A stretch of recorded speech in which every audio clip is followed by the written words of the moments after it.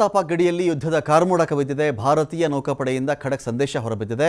ಒಂದು ದೃಶ್ಯ 3 ಸಂದೇಶವನ್ನು ಭಾರತೀಯ ನೌಕಾಪಡೆ ಕೊಟ್ಟಿದೆ. ಯುದ್ಧ ನೌಕೆ, ಸಬ್ಮರೀನ್, ಹೆಲಿಕಾಪ್ಟರ್ ಪವರ್ ಇಲ್ಲಿಗ ತೋರಿಸಲಾಗ್ತಾ ಇದೆ. ಏನಂದರೆ ನೋಡಿ, ನೀವು ನೀರಿಗೆ ಬಂದರೂ ಸರಿ, ನೆಲಕ್ಕೆ ಬಂದರೂ ಸರಿ, ಗಗನಕ್ಕೆ ಬಂದರೂ ಸರಿ, ನೆಲ ಆದರೂ ಸರಿ, ನೀರಾದರೂ ಸರಿ, ಗಗನ ಆದರೂ ಸರಿ, ಎಲ್ಲ ಕಡೆಯಿಂದ ನಾವು ಪವರ್ಫುಲ್. ಸಬ್ಮರೀನ್ ತೋರಿಸ್ತಾ ಇದ್ದಾರೆ. ಅಲ್ಲಿ ಜಲಂತರ್ಗಾಮಿ ನೌಕೆ ಅಂತ ಕರೀತಾರೆ. ನೀರಿನ ಒಳಗಡೆನೇ ಇರುತ್ತೆ.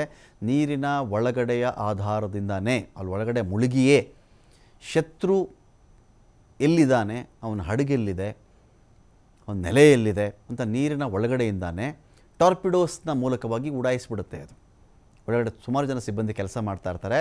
ಟಾರ್ಪಿಡೋಗಳನ್ನು ಲೋಡ್ ಮಾಡಿಕೊಂಡು, ಇದ್ರ ಬಗ್ಗೆ ಫೇಮಸ್ ಇರೋದು ಘಾಜಿ ಅಟ್ಯಾಕ್ ಅಂಥೇಳಿ, ಸಿನಿಮಾ ಕೂಡ ಬಂದಿತ್ತು, ಘಾಜಿ ಅಟ್ಯಾಕ್ ಅಂಥೇಳಿ. ಶತ್ರುವಿಗೆ ಸ್ವಲ್ಪ ಸುಳಿವನ್ನು ಕೂಡ ಕೊಡದೆ ಶತ್ರುವಿನ ಹಡಗನ್ನು, ಅವನ ಇರುವಿಕೆಯನ್ನು ಅಥವಾ ಅವನದ್ದೇ ಒಂದು ಜಲಂತರ್ಗಾಮಿಯನ್ನು ಉಡಾಯಿಸುವಂಥ ಕೆಲಸವನ್ನು ಈ ಸಬ್ಮರೀನ್ಗಳು ಮಾಡ್ತವೆ. ಯುದ್ಧ ನೌಕೆ ಅದು ರೆಡಿ ಇದೆ, ಹೆಲಿಕಾಪ್ಟರ್ ಅದು ರೆಡಿ ಇದೆ ಅಂತ ಭಾರತ ತೋರಿಸ್ತಾ ಇದೆ. ಸಾಗರದಿಂದ ಆಕಾಶದವರೆಗೂ ನಾವು ರೆಡಿ ಇದ್ದೀವಿ ಅಂಥೇಳಿ ನೌಕಾಪಡೆ ಒಂದು ಸ್ಪಷ್ಟ ಸಂದೇಶವನ್ನು ರವಾನಿಸಿದೆ.